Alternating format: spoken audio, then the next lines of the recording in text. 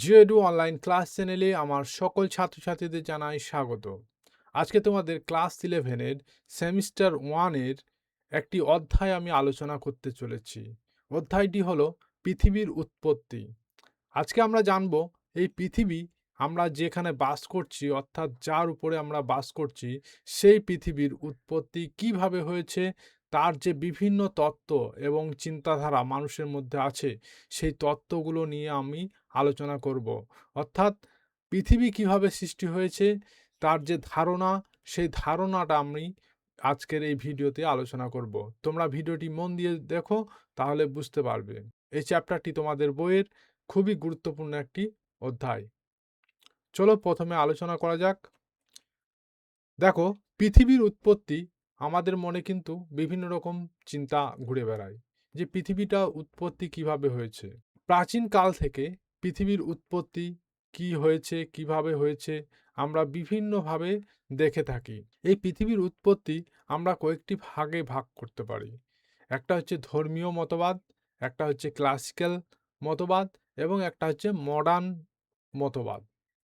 এই ৩ টে ভাগে আমরা কিন্তু এই মতবাদগুলোকে ভাগ করতে পারি। অর্থাৎ পৃথিবী সৃষ্টির এই মতবাদগুলোকে আমরা ৩ টি ভাগে বা ৩ টি অংশে আলাদা করতে পারি।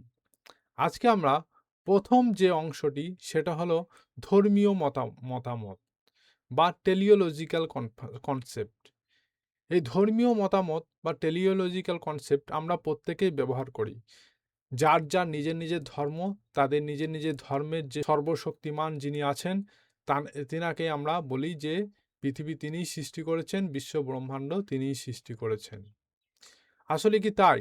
সেটা আমরা বিজ্ঞানের ভিত্তিতে আমরা দেখব। চলো এখন আমরা দেখে নেব যে আর কি তত্ত্ব আছে পৃথিবী সৃষ্টির জন্য। দ্বিতীয় তত্ত্ব হচ্ছে চিরায়ত ধারণা বা ক্লাসিক্যাল কনসেপ্ট। এখানে কিন্তু দুটো বিষয় আমরা দেখতে পাই। একটা হচ্ছে তপ্ত আদিম বস্তুকণা এবং আরেকটা হচ্ছে শীতল আদিম বস্তুকণা। কেউ কেউ বলছেন যে তপ্ত আদিম বস্তুকণা থেকে পৃথিবী বা বিশ্ব ব্রহ্মাণ্ড গ্রহ উপগ্রহের সৃষ্টি হয়েছে। আবার কেউ কেউ বলছেন যে শীতল আদিম বস্তুকণা থেকে পৃথিবীর উৎপত্তি হয়েছে।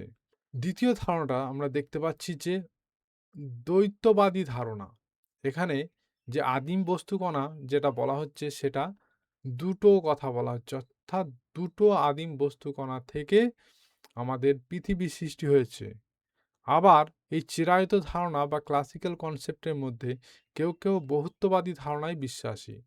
কেউ কেউ বলছেন যে ১, ২ এরকম নয়, একাধিক আদি বস্তুকণা থেকে পৃথিবীর উৎপত্তি বা গ্রহের জন্ম হয়েছে। বোঝা গেল?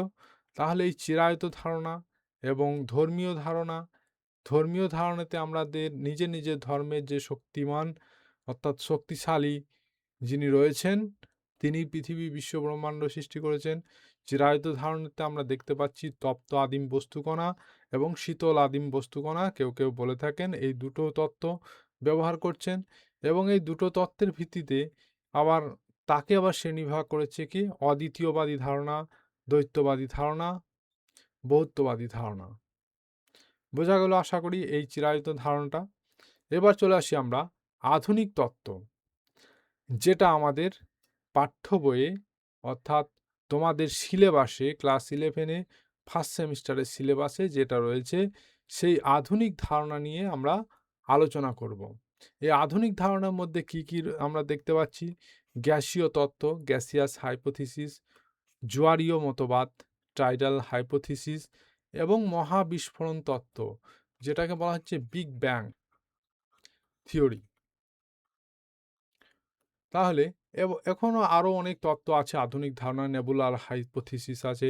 এই তত্ত্বগুলো আমি দেখবা ১৩টা তত্ত্ব আমি এই ভিডিওতে দেওয়া আছে। সেই ভিডিওটা দেখে নেবে যে মডার্ন থিওরির মধ্যে আরো তত্ত্ব আছে। কিন্তু তোমাদের সিলেবাসের মধ্যে আছে গ্যাসীয় তত্ত্ব, কান্টের, জিনস জেফ্রিজ, জোয়ারীয় তত্ত্ব এবং মহাবিস্ফোরণ তত্ত্ব। এর সঙ্গে যুক্ত আছেন অনেক বিজ্ঞানী।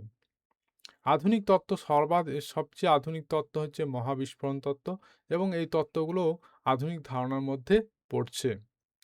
তাহলে আজকে আমরা এই ভিডিওতে জানলাম যে পৃথিবী যে সৃষ্টি হয়েছে তার যে ধর্মীয় ধারণা, চিরায়ত ধারণা এবং মডার্ন ধারণা অর্থাৎ আধুনিক ধারণা কি সেগুলো আমরা জানলাম।